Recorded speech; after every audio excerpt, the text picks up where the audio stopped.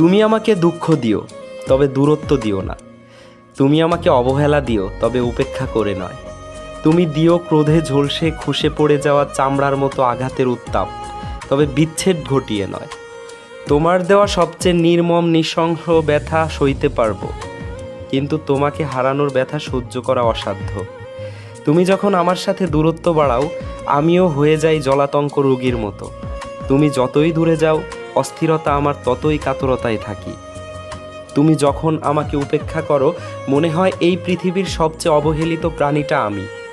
যেন দিনের পর দিন তপ্ত রোদের রাস্তার কিনারায় বস্তা মুড়িয়ে অর্ধপচা দেহ নিয়ে একজন তিলে তিলে মরছে, অথচ কেউ এক ফোঁটা পানি এগিয়ে দিচ্ছে না।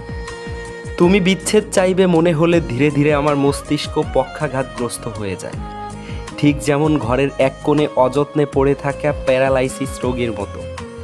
আমি দিক বিদিক হারিয়ে ফেলি, ভুলে যাই ভাষা, হারিয়ে ফেলি হাঁটা চলার শক্তি।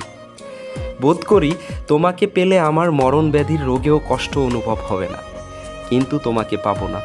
শুধুমাত্র এই ভাবনাতেই টের পাই ভূমিকম্পের মতো তীব্র গতিতে একটা গোটা শহরের উঁচু উঁচু দালান আমার উপর ধসে পড়ছে।